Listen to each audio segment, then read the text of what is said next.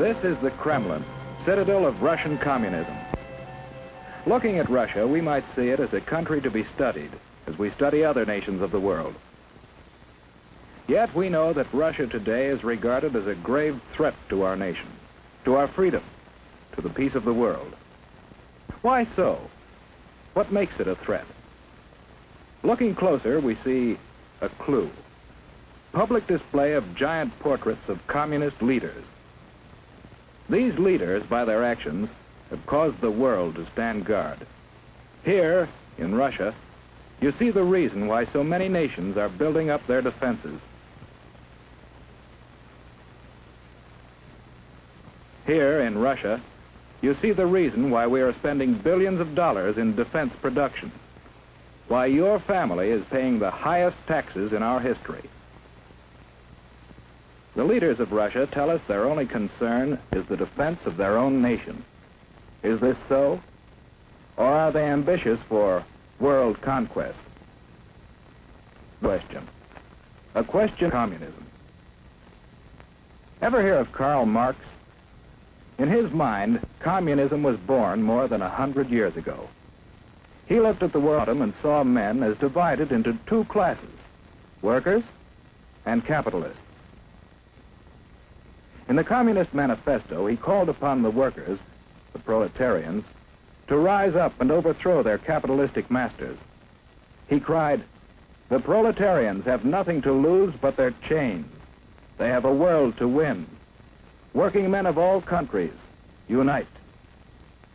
This was the promise and the challenge of communism.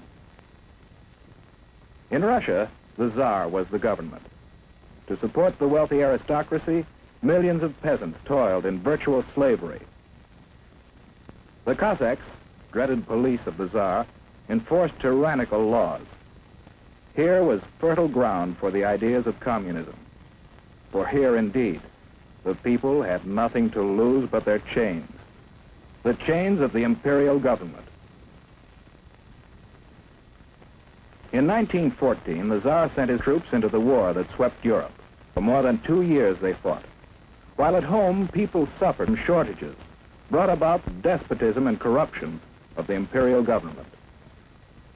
The people grew rebellious. Only a strong army could sustain the Tsar in power. But revolution was preached on the battlefield, too, to an army broken with corruption. Inevitably, the Russian army surrendered. And with the defeated army returning under the banners of revolution, the imperial government fell and revolution reigned. The chains were broken, and in violence was born the government of the proletarians. But a government needs leaders. Ever hear of Nikolai Lenin? He was the first leader of communist Russia. Leon Trotsky was another.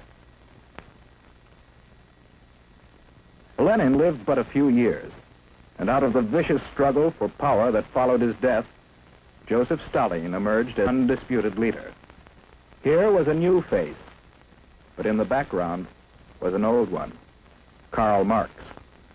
He established the ultimate aim of communism as world revolution. And the rulers of communist Russia, while firmly establishing their authority at home, created an international organization to stir up revolution throughout the world. Communism was on the march. Stalin was in the Kremlin. But what of the people? The proletarians who had fought to win a new world. Their new world might look promising, but although the land had been taken away from the capitalists, the workers didn't get it. Under communism, virtually everything belongs to the state. The individual has little right to own property or to plan his own life. He's told where to work with his employer. Little freedom to leave his job or seek a better one. Whereas we believe, and our religions teach, that the individual is all important, communism denies religion and debases the individual to a part of the vast machine that powers the state. Children are taken early and molded to fit the machine. Here is no search for truth, The government writes the textbooks, and the children are taught to accept communism and their fate without question. The Kremlin runs all elections, and the outcome is always the same. If anyone dares to disagree, he's given a speedy trial without benefit of jury. Such traitors may be immediately executed or sent off to prison. The proletarians have nothing to but their chains. They have a world to win. Although the people of Russia gained little, the rulers gained mightily in power. They built up a giant war machine, looking forward to the day when their flag would fly over the entire world. Then came the rise of Nazi Germany, another power bent on world conquest.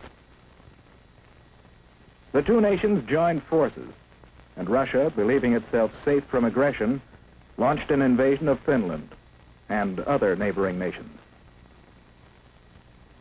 For the first time, the world learned that the communists were no longer waiting for world revolution, but were now resorting to outright military aggression to extend their power. After the Nazis turned on their former allies, we supplied Russia with immense quantities of military equipment to wage war against our common foe. And how did Russia come out of the war? In 1917, at the time of the revolution, Russia was already a land of vast area. Soon after the end of World War II, Russia had occupied many new territories, bringing additional millions of people under communist control, and serving notice that Soviet Russia was now a world power to be reckoned with. United with Russia in war, we strove to preserve that unity in peace. We helped organize the United Nations, in which the nations of the world have mutually pledged to cooperate in fostering world peace and progress.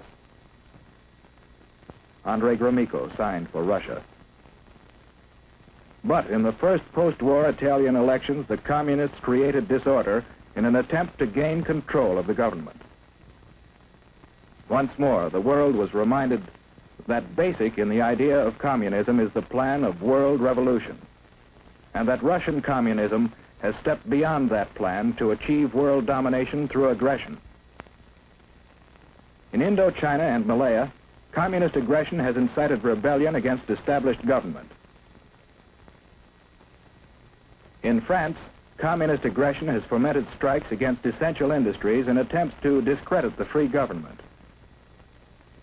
In Iran, the communists have incited rioting and have preached hatred and distrust of the Western nations. In Eastern Germany, they have openly opposed the West. In China, the communists have established their own puppet government.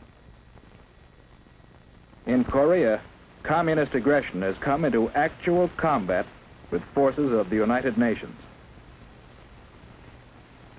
And with the most deadly of all weapons available to the Russians, no peoples in the world can feel secure against this aggression.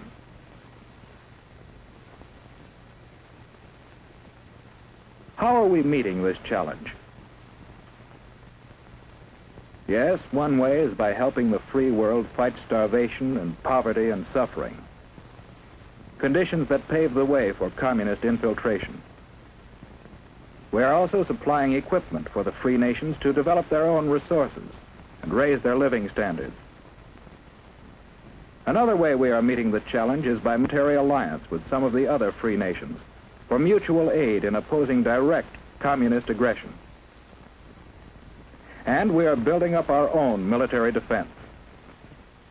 But do these preparations mean that we have abandoned hope for peace? No. In the United Nations, we are continually seeking a workable plan for living in peace with communist Russia. Because we want peace, but we do not want this. We believe in freedom. Freedom, born of the conviction that every person is a child of God and is therefore of supreme worth. For these people, for ourselves, for everyone.